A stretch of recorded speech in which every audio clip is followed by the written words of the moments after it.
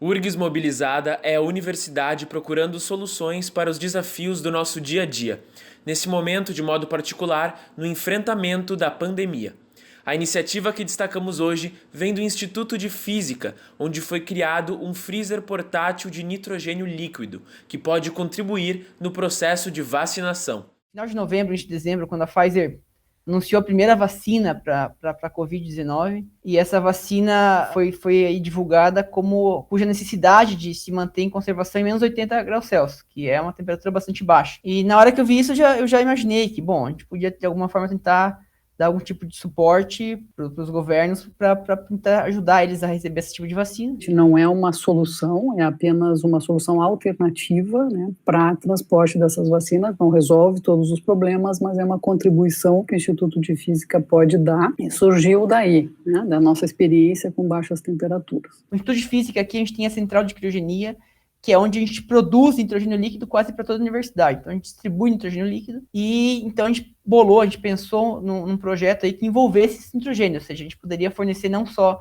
o conceito do freezer, mas também o insumo necessário para manter ele frio. Então essa mais ou menos é a nossa como a gente idealizou esse freezer. Então, já existe toda uma logística de produção de nitrogênio líquido no país, utilizada para várias coisas, e o nitrogênio, o insumo, é o próprio ar. Então, se pega o nitrogênio do ar, se passa num compressor, né, que baixa a temperatura dele a uma temperatura muito mais baixa do que a necessária para transporte das vacinas. A ideia era criar um elemento de logística que permitisse não só utilizar o gelo seco, mas também utilizar o nitrogênio líquido simultaneamente, ou seja, evitando escassez de um ou do outro, evitando aumento de preços e evitando algum tipo de limitação aí na distribuição de vacina. Se você comparar esse nosso freezer, que é um freezer simples, portátil, não vai na luz, ele utiliza nitrogênio líquido, é como se fosse uma caixa de isopor com gelo, no nosso caso é uma caixa de isopor com nitrogênio líquido.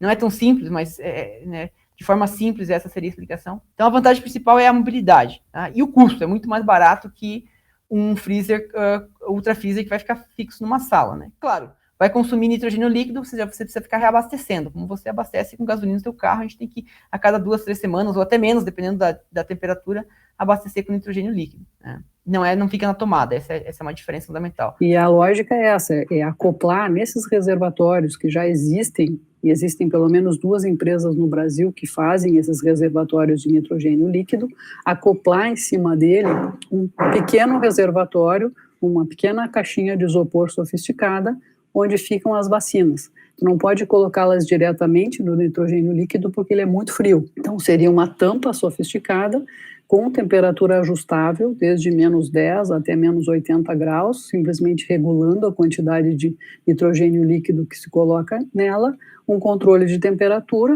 e assim você tem um reservatório de nitrogênio com essa tampa, que é a caixinha de isopor, onde se coloca a quantidade de vacinas que couber dentro desse material. O custo é relativamente baixo de construção, fazendo em casa, né, no Instituto foi algo em torno de R$800, mas pode ser bem menos se produzir em escala, e a ideia é acoplar essas caixinhas em cima desses reservatórios que já existem, que são utilizados para várias áreas no Brasil inteiro, para fazer o transporte, a logística dessas vacinas que precisam baixa temperatura. Mas o que eu posso dizer é isso, né? A gente está sempre nesse sentido de tentar ajudar, de tentar dar algum tipo de suporte, e é assim que eu acho que esse freezer se encaixa, ou seja, no sentido de que a gente tem know-how em física, tem know-how em pouco de tecnologia, algumas tecnologias específicas, como no nosso caso aqui, baixas temperaturas, e a gente está sempre pronto a utilizar esse know-how para dar um suporte para quem for necessário, né? Principalmente se for o governo federal. É realmente emocionante ver o engajamento de toda a universidade. Então, a nossa expectativa é que essa contribuição possa ser aproveitada na logística maior de certificação e distribuição dessas vacinas que precisam de baixas temperaturas.